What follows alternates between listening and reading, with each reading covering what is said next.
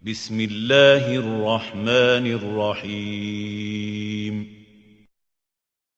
السلام عليكم ورحمة الله وبركاته.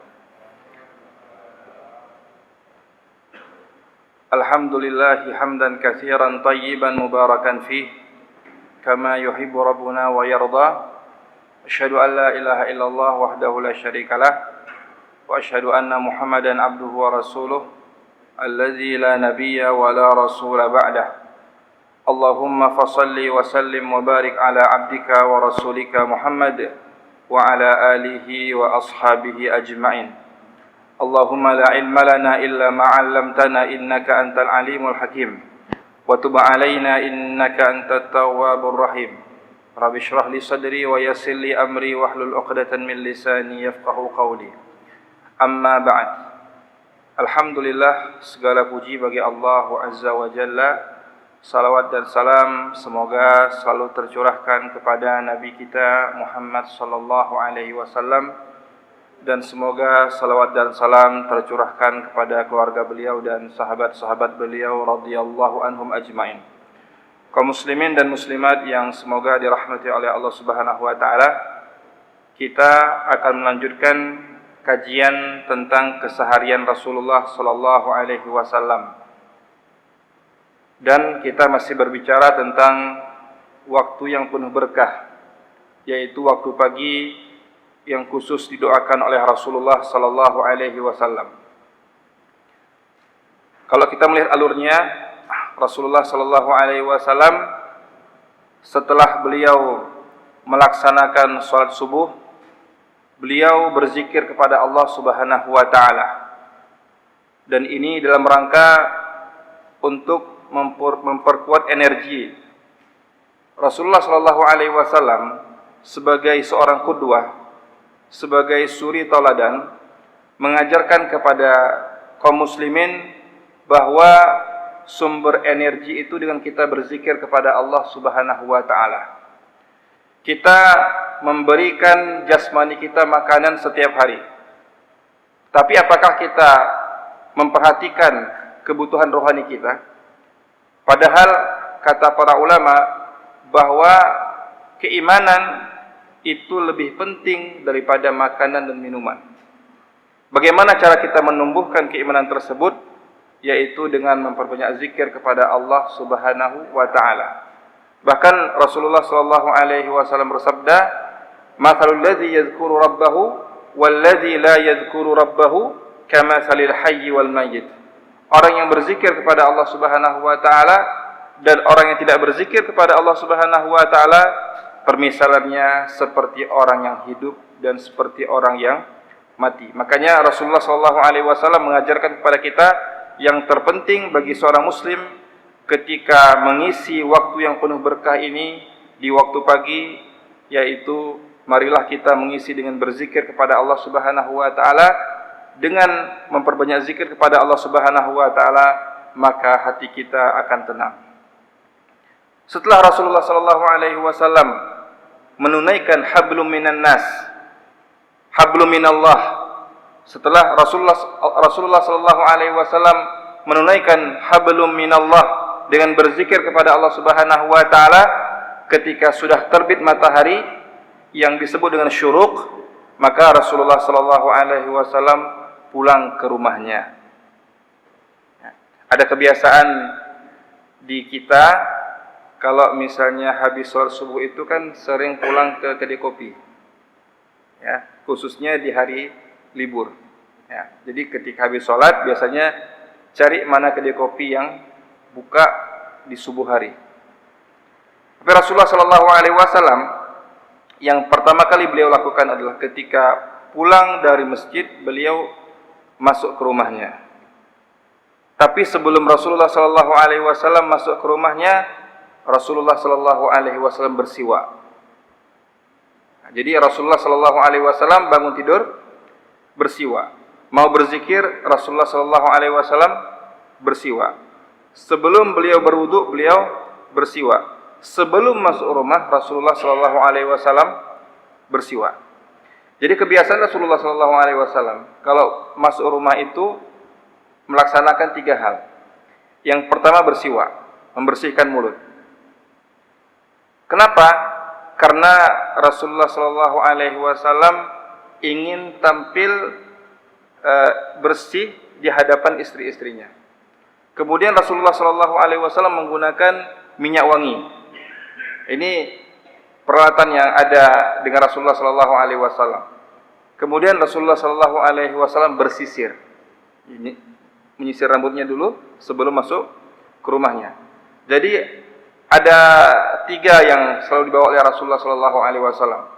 Ada minyak wangi, ada sisir, dan ada siwak. Ya. Karena apa?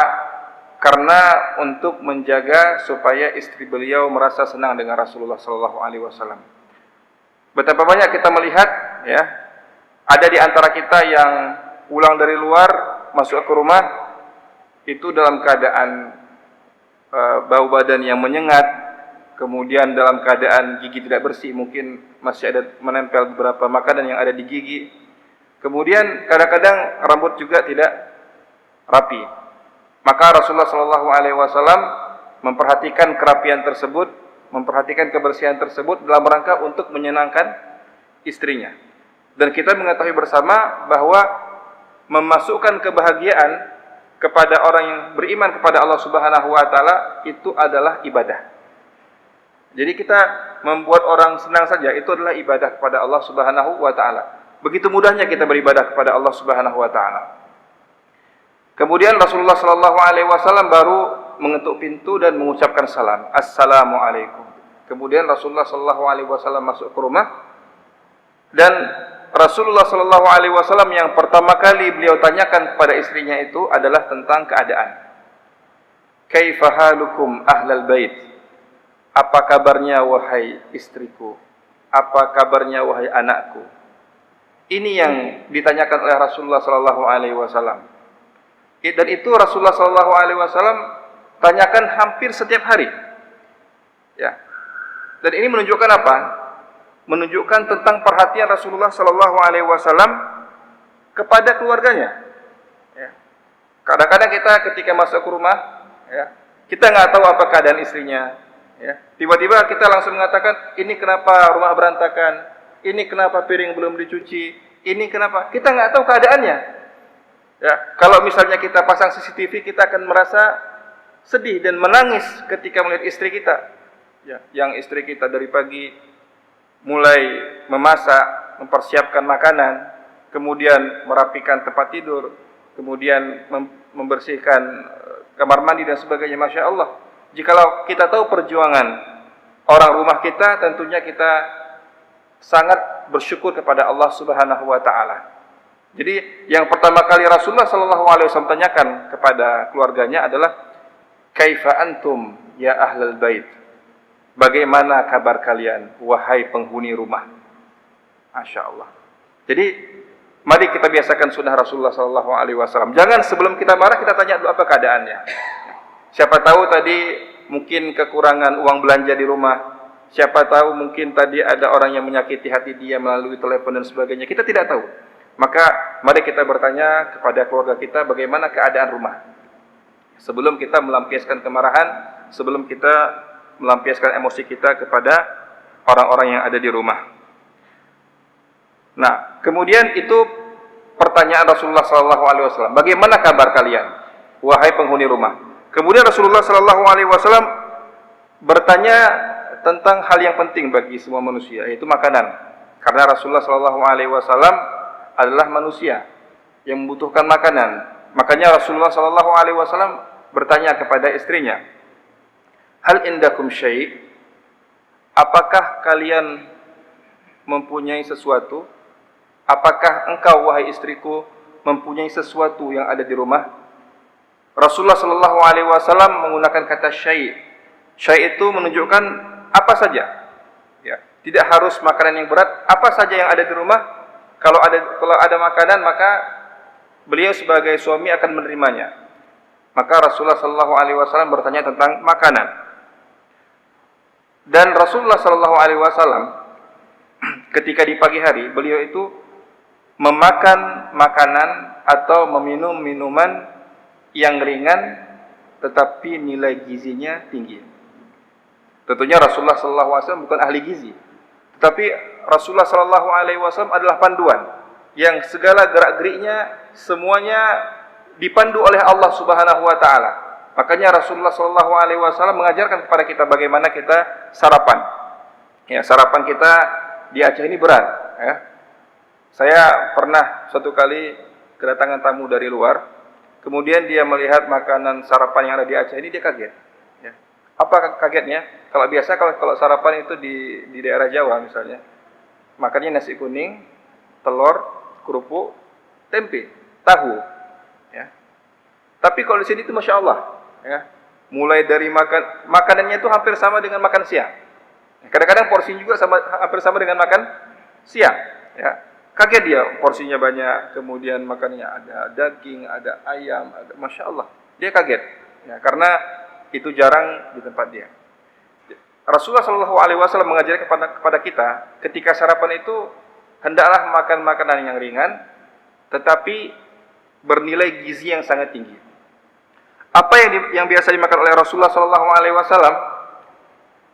Nah, ya, makanan yang sering apa yang dimakan oleh Rasulullah SAW?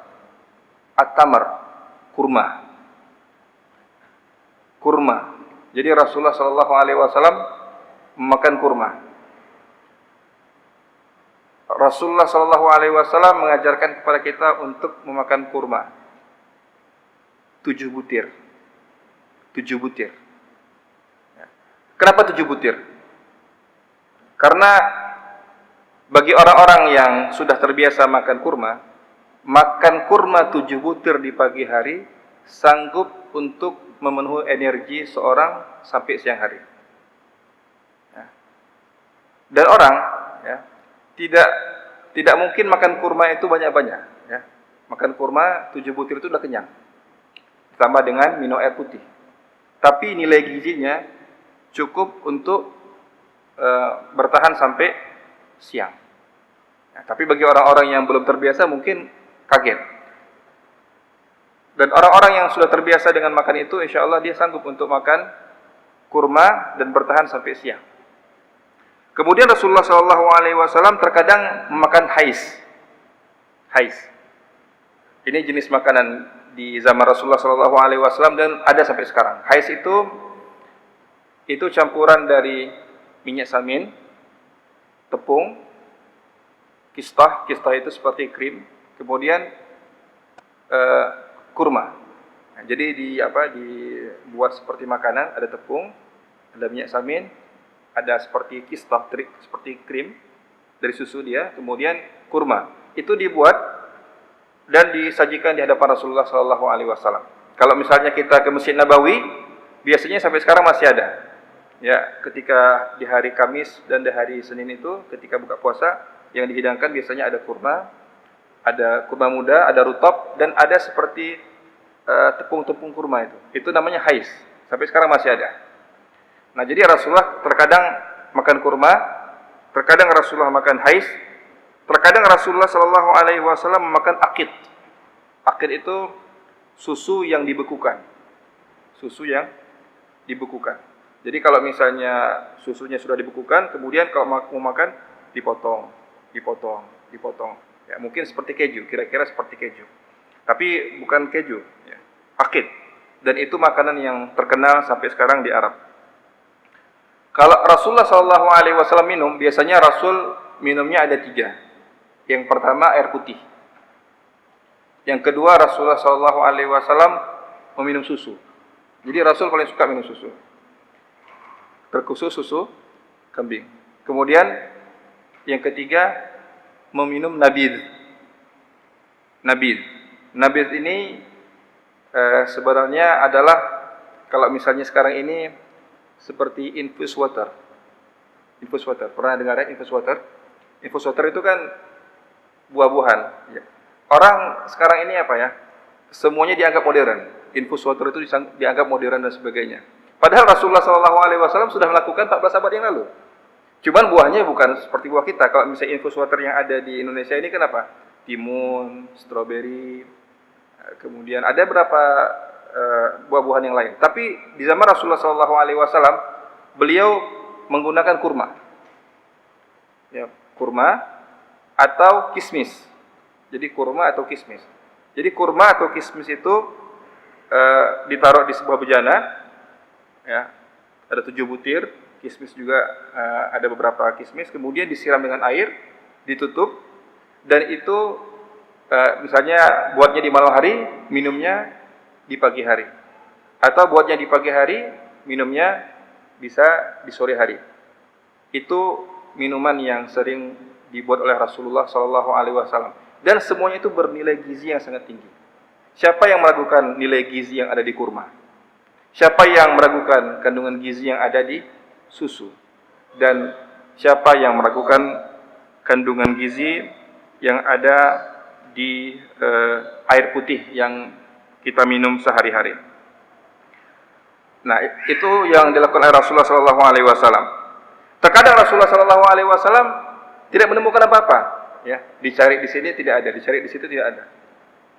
Maka kata Rasulullah SAW, kalau kita tidak ada makanan pada hari ini, fa'idzan ana sha'im, fa'inni idzan sha'im. Kalau begitu saya puasa aja. Jadi sesimpel itu Rasulullah SAW. Ya. Jadi Rasulullah SAW tidak memberatkan istrinya. Kalau ada makanan yang dimakan, kalau tidak ada makanan, Rasulullah SAW mengatakan, kalau begitu saya puasa. Begitu mudahnya Rasulullah SAW bersama istrinya. Dan terkadang yang uniknya Rasulullah SAW, kalau beliau berniat puasa, tetapi istri Rasulullah SAW membuat masakan yang enak, Rasul buka puasa. Khususnya puasa sunnah. Puasa sunnah yang sehari-hari, ya, hari Kamis, hari Senin dan sebagainya. Kalau puasa sunnah, ya, maka Rasulullah SAW jika dihidangkan makanan, pasti Rasul makan. Ya, Rasul menghormati istrinya. Ya. Masya Allah. Jadi Rasulullah mengorbankan puasa sunnah dalam rangka untuk menyenangkan istrinya. Karena puasa sunnah hukumnya apa? Sunnah. Menyenangkan hati seorang muslim apa hukumnya? Wajib. Bukan sekedar sunnah, wajib. Jadi Rasulullah SAW ingin menyenangkan hati istrinya walaupun beliau berpuasa sunnah ketika itu. Dan ini merupakan inspirasi bagi kita, bagi keluarga muslim. Bagaimana Rasulullah SAW sebagai seorang suami menghormati istrinya. Ya, terkadang kita melihat ada beberapa rumah tangga yang ketika istrinya sudah memasak dengan masakan yang Masya Allah berjuang dari pagi, ya, belanja, kemudian berjuang memasak dan sebagainya. Apalagi ibu-ibu baru yang baru berumah tangga, ya. Untuk menghadirkan makanan yang ada di meja makan itu membutuhkan waktu yang sangat luar biasa. Ya, kalau misalnya ibu-ibu yang sering masak itu mungkin sudah biasa. Tapi kalau misalnya ibu-ibu yang baru berumah tangga, ada orang yang baru berumah tangga, membuat makanan itu merupakan satu hal yang spesial. Ya. Belum biasanya tanya resep. Ya. Tanya resep. Misalnya membuat satu masakan. Tanya resep. Tanya resep itu bukan 1 hari 2 hari, terkadang bisa berhari-hari. Tapi katakanlah mungkin karena sekarang ini sudah di zaman modern, bisa cari di internet, itu carinya nggak 1 hari. Kadang-kadang 1 hari, oh ini resep ini nggak cocok. Cari lagi resep yang lain nggak cocok. Cari lagi resep yang lain nggak cocok. Oh ini kira-kira cocok. Kemudian untuk mencocokkan ini, telepon ke ibunya. Ibu, ini saya mau masak masakan ini. Kira-kira bagaimana? Oh kata ibu, oh kurang ini atau tambahin ini dan sebagainya. Itu sampai 2 hari terkadang. Kemudian dia belanja. Karena sebagai ibu baru mungkin tidak bisa membedakan mana antara kangkung dengan bayam. Tidak tahu membedakan antara ketumbar dengan merica dan sebagainya. Nggak tahu dia membedakan. Dia cari, dia pilih dan sebagainya. Kemudian setelah itu dia masak. Percobaan pertama gagal. Yang kedua, oh hampir berhasil. Ketiga berhasil, nilainya mungkin sekitar 70 mungkin. Ya, 100. Ada 100 nilai, nilainya 70. Setelah sudah membuat itu semuanya, beliau, ya, istri kita itu ingin menghidangkan makanan itu di hadapan kita. Ya, seorang suami, ya, terkadang mengatakan, Alhamdulillah dek, abang sudah makan di luar. Nah, mendengar itu seperti runtuh bumi rasanya, runtuh bumi. Ini saya sudah mencari resep 2 hari, kemudian saya belajar 2 hari, kemudian menghidangkan 2 hari. Ya, tapi tiba-tiba suami mengatakan seperti itu. Apa salahnya kita untuk mencicipi makanan seorang istri yang sudah berjuang, ya? Walaupun mungkin masakan seorang istri mungkin tidak lebih enak dibandingkan masakan ibu yang pernah memasak makanan untuk kita. Tapi Rasulullah SAW sangat menghargai istri beliau sehingga Rasulullah SAW terkadang buka puasa demi untuk menyenangkan hati istri beliau radhiyallahu anha ajmain. Kemudian Rasulullah SAW di masjid, kemudian pulang ke rumah. Ketika pulang ke rumah, Rasulullah SAW ketika sudah menyelesaikan keperluan beliau di rumah, ya, sudah makan, kemudian sudah bercengkrama dengan istri, bercanda dengan istri, maka Rasulullah SAW balik lagi ke masjid. Jadi balik lagi ke masjid. Itu kira-kira di waktu duha. Di waktu duha Rasulullah SAW balik ke masjid. Kemudian Rasulullah SAW salat tahiyatul masjid di salah satu tiang yang nama tiangnya itulah tiang Muhajirin. Jadi Rasulullah SAW sering salat di satu tiang yang nama tiang itu tiang Muhajirin.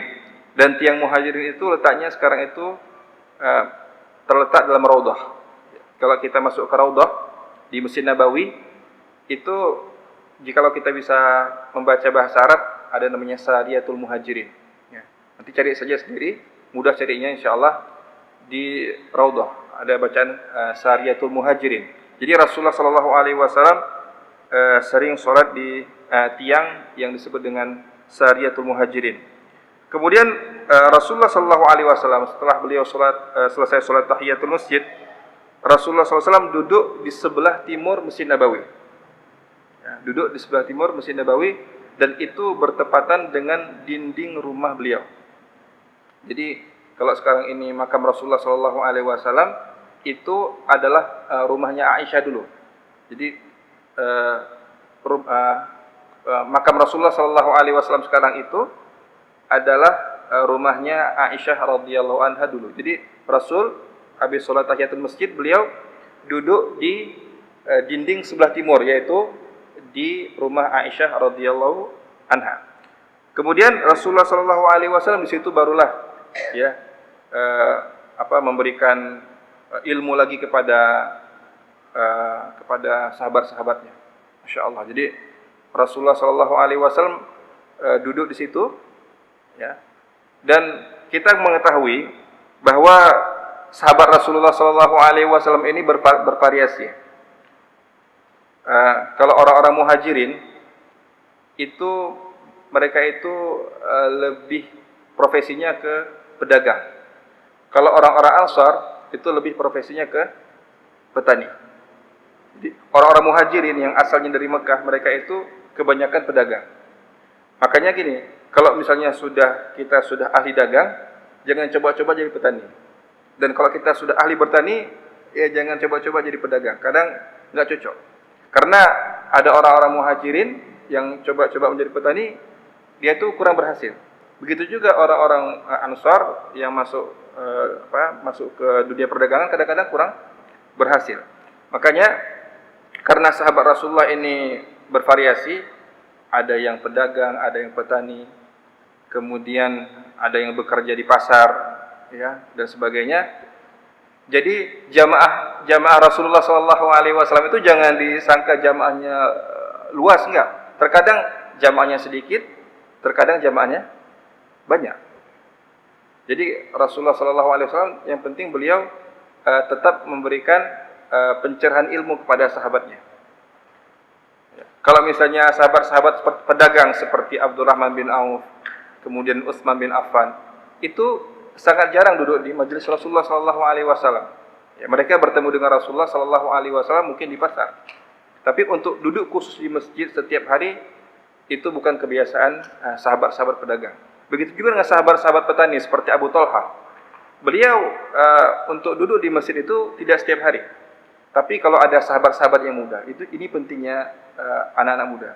Anak-anak muda itu karena masih sedikit tugasnya, kemudian masih sedikit tanggung jawabnya, maka sahabat-sahabat seperti Abu Hurairah radhiyallahu anhu, Abu Sa'id Al-Khudri radhiyallahu anhu, Anas bin Malik radhiyallahu anhu, Abdullah bin Mas'ud radhiyallahu anhu, mereka adalah anak-anak muda, termasuk Abdullah bin Abbas, mereka anak-anak muda, mereka adalah orang-orang yang sering duduk di majelis Rasulullah sallallahu alaihi wasallam. Sedangkan sahabat-sahabat yang sudah dewasa, yang sudah bekerja, terkadang mereka duduk di majelis Rasulullah, terkadang mereka tidak duduk di majelis Rasulullah sallallahu alaihi wasallam. Ada yang menarik di majelis Rasulullah sallallahu alaihi wasallam, terutama cara duduk sahabat.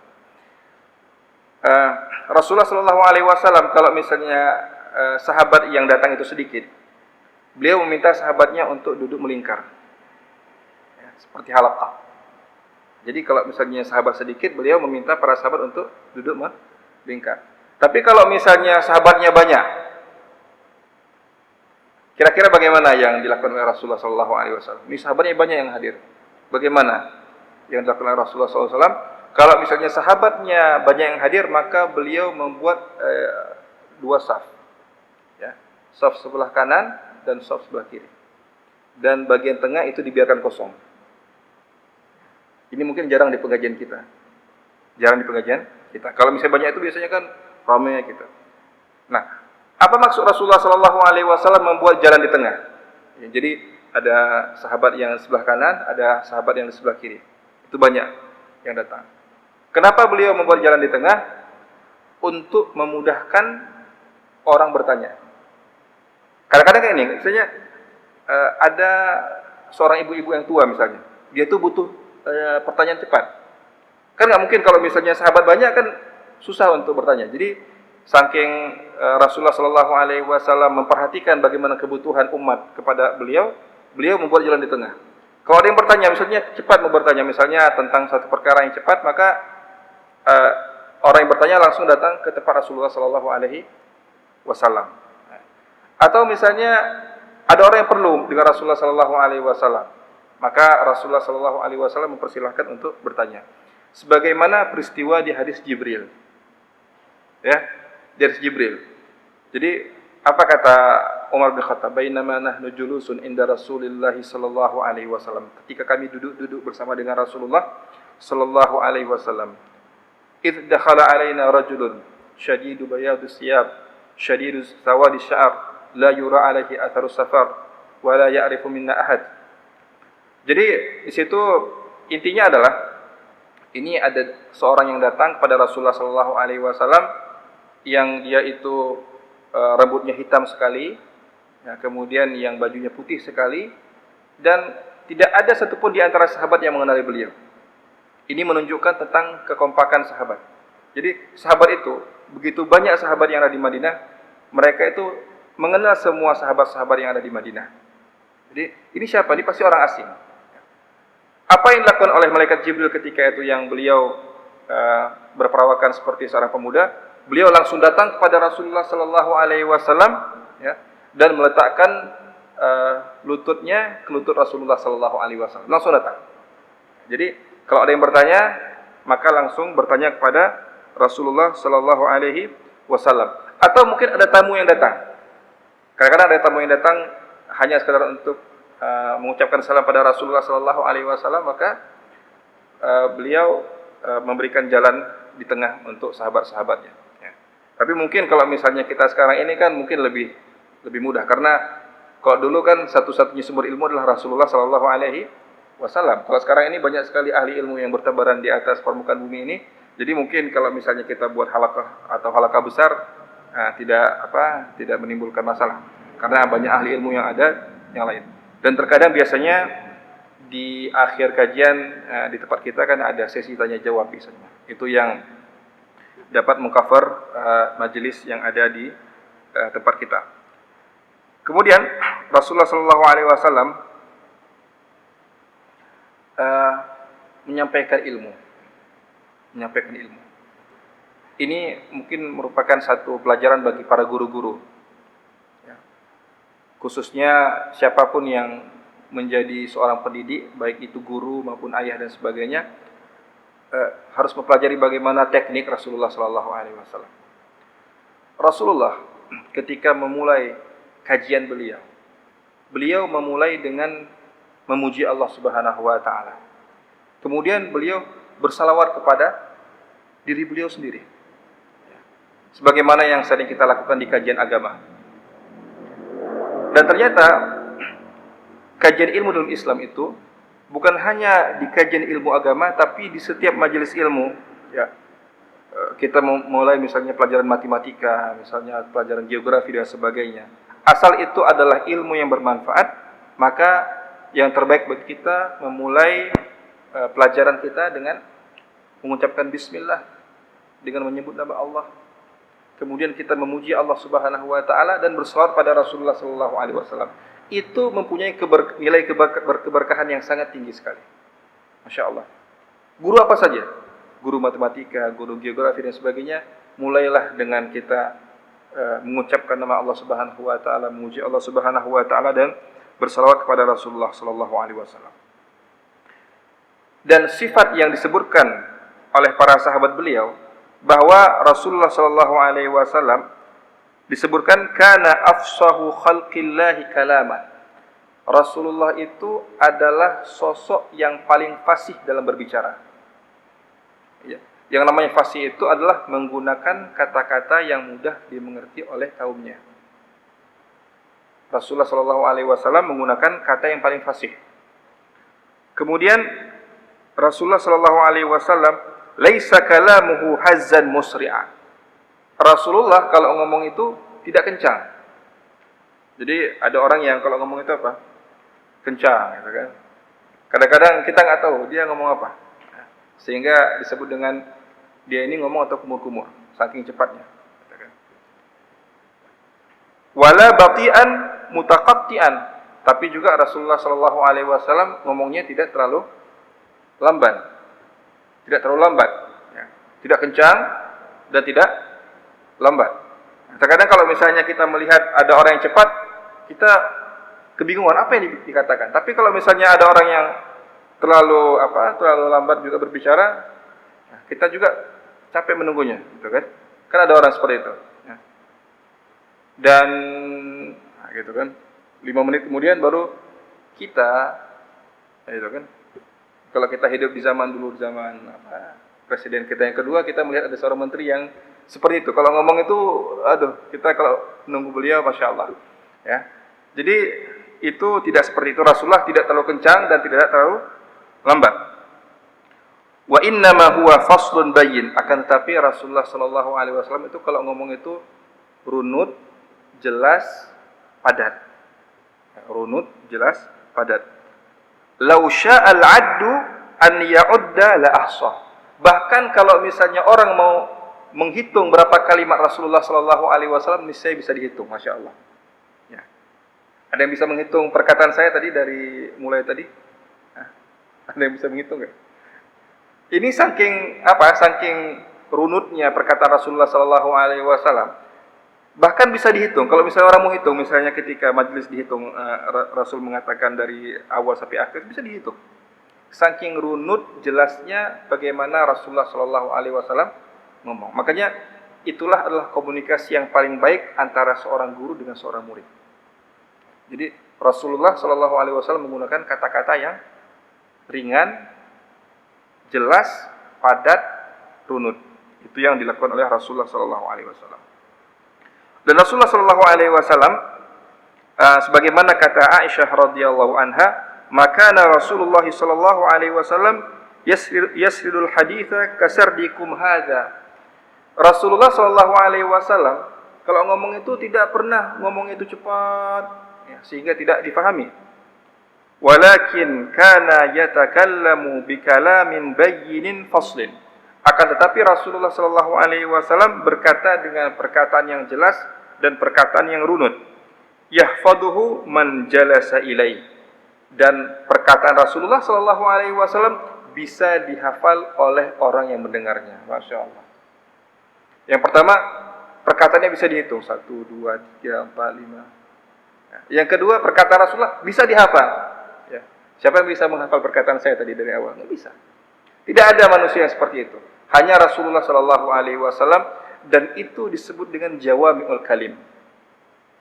Ada satu keistimewaan Rasulullah Shallallahu Alaihi Wasallam yang tidak dimiliki oleh rasul-rasul yang lain, yang disebut dengan jawami'ul kalim. Apa itu jawami'ul kalim? Jawami'ul kalim artinya perkataan yang singkat, yang padat, yang runut, jelas. Ya, to the point. Langsung ke poinnya. Tidak bertele-tele. Ya. Kita melihat kadang-kadang kalau ada orang yang bertanya, silahkan pertanyaan pertama, Ustadz, dia mutar. Pertanyaannya apa? Nah, jadi tidak to the point. Rasulullah Shallallahu Alaihi Wasallam ketika berbicara langsung.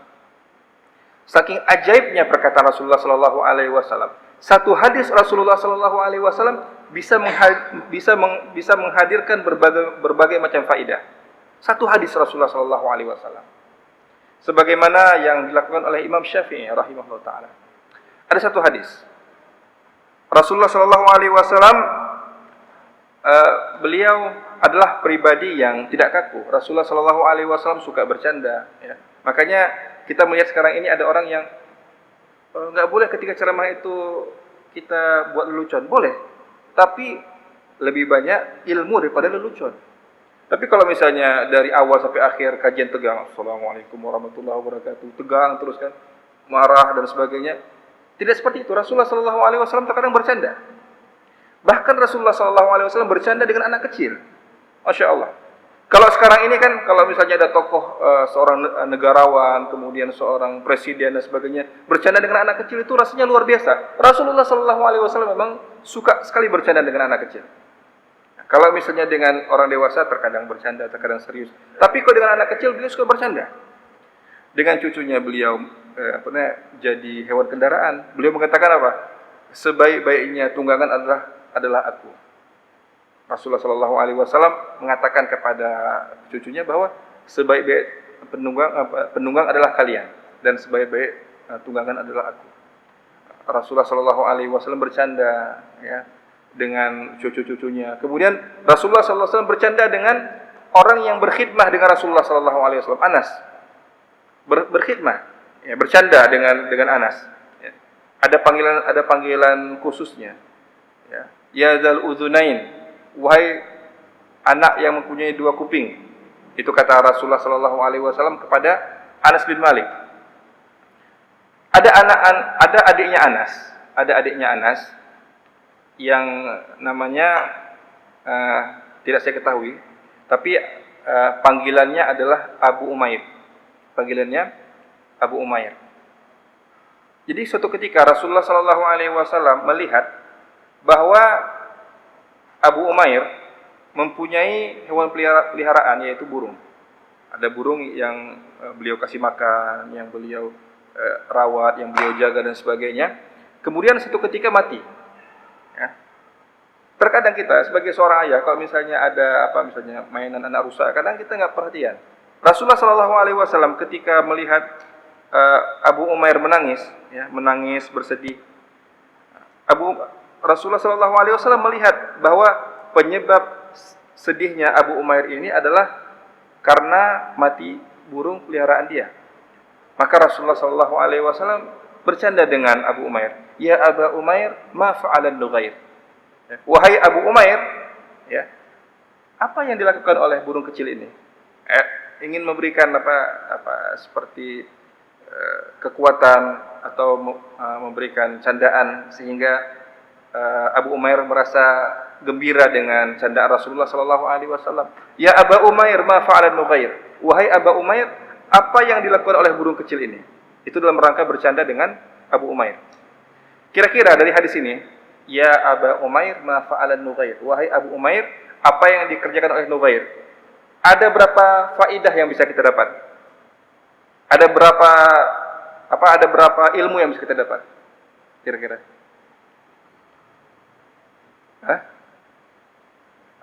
Apa ilmu yang bisa kita dapat misalnya? Ya Aba Umair, ma fa'alan Nughair.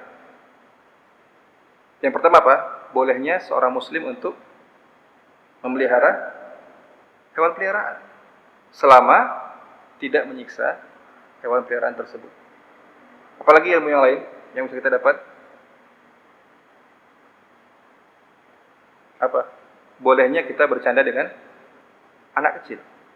Ya, jadi dan itu bahkan merupakan suatu kebiasaan Rasulullah Shallallahu Alaihi Wasallam. Apalagi ilmu yang bisa kita dapatkan? Bahwa anak kecil bisa kita berikan kunyah atau julukan Abu Umair, boleh. Padahal dia masih kecil. umurnya itu masih di bawah 7 tahun atau di bawah 10 tahun. Ya, boleh kita menjuluki anak kecil dengan Abu Umair atau Abu apa, kita bisa kita ambil. Ada lagi ilmu yang bisa kita dapatkan? Kata Imam Syafi'i, saya mendapatkan 70 ilmu dari satu hadis ini. Saya mendapatkan 70 ilmu dari hadis ini. Hadisnya sangat singkat, ya Aba Umair, ma fa'alan Nughair. Sangat singkat. Tapi Rasulullah SAW, tapi Imam Syafi'i memperoleh 70 ilmu dari satu hadis ini. Itu menunjukkan tentang kedalaman sabda Rasulullah SAW dan menunjukkan tentang kedalaman ilmunya Imam Syafi'i. Masya Allah. Itu satu hadis, apalagi hadis innamal a'malu binniyat, itu banyak sekali ilmu yang bisa kita dapatkan. Apalagi hadis misalnya bunyal islamu ala khamsin, itu masya Allah banyak sekali. Ya. Innal halala bayyin wa innal harama bayyin wa bainahuma umuru mushtabihat, itu masya Allah banyak sekali ilmu yang bisa kita dapatkan. Begitulah kedalaman perkataan Rasulullah SAW. Mudah-mudahan kita bisa mengambil pelajaran dari Rasulullah SAW, dan semoga Allah Subhanahu Wa Taala memudahkan kita untuk mengerjakan sunnah-sunnah Rasulullah SAW. Dan kita tutup dengan doa kafaratul majlis. Subhanakallahumma wa bihamdika asyhadu an la ilaha illa anta astaghfiruka wa atubu ilaik. Assalamualaikum warahmatullahi wabarakatuh.